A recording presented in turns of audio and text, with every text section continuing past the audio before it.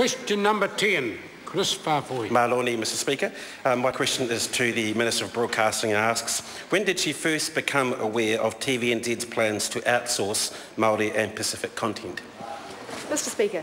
Honourable Amy Adams.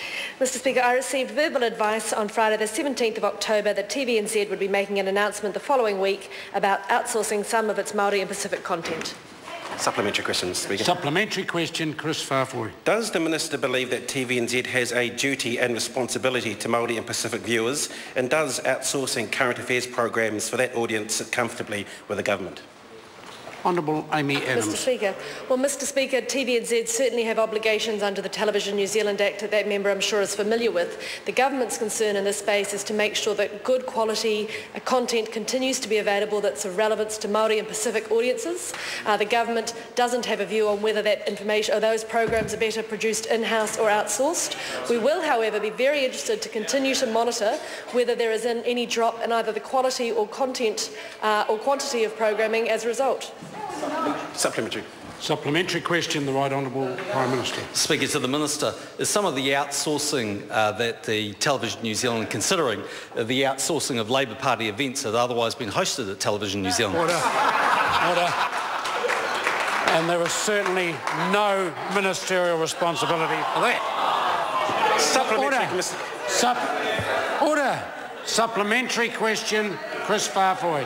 What advice has the Minister received that indicates outsourcing Māori and Pacific current affairs programs will benefit Māori and Pacifica audiences? Honourable Amy Adams. Mr Speaker, Mr Speaker, as I mentioned in the answer to the previous supplementary, our interest is ensuring that good quality, relevant content continues to be available.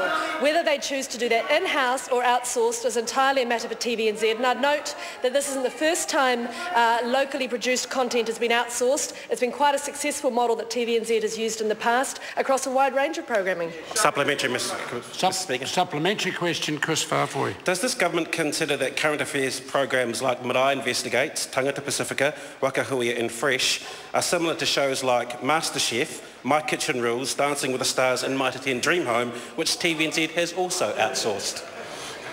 Honourable Amy Adams. Mr Speaker, well, as I continue to say, the government's interest from a broadcasting perspective is that good quality, locally relevant content is available, particularly reflecting things like ethnic minorities and Māori perspectives. We don't have a view on whether TVNZ are best to produce that in-house or outsourced, but I note they are still retaining the in-house production of Te Karere, and that this outsourcing model is a model that they've used across a range of programmings, across various contents, and applying it in this context is a similar approach from them. Supplementary question. Supplementary question, Kris Faafoi. To the Minister, is TVNZ's decision to outsource a clear signal to the Māori and Pacific communities that this government doesn't care about current affairs shows for those communities, and rather than quality content, they should be fed cheap and cheerful? Honourable Amy Adams. Mr Speaker, the decision of Television New Zealand had nothing to do with the government. We were advised under the no surprises approach. It's entirely a decision that they have made.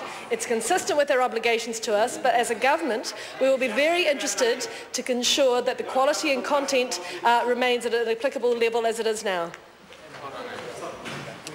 Supplementary question, Pine Hedere.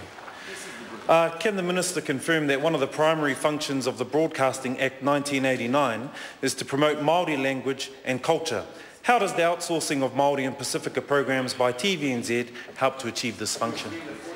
Mr Speaker. Honourable Amy Adams. Well, again, Mr Speaker, it is the information, the content that's being provided that is of relevance in that regard, not who makes it. Whether it's provided in-house or outsourced, the obligations are the same, and Television New Zealand is entirely within its statutory obligations and its obligations to the government to act in that way. Question number 11, Dennis O'Rourke.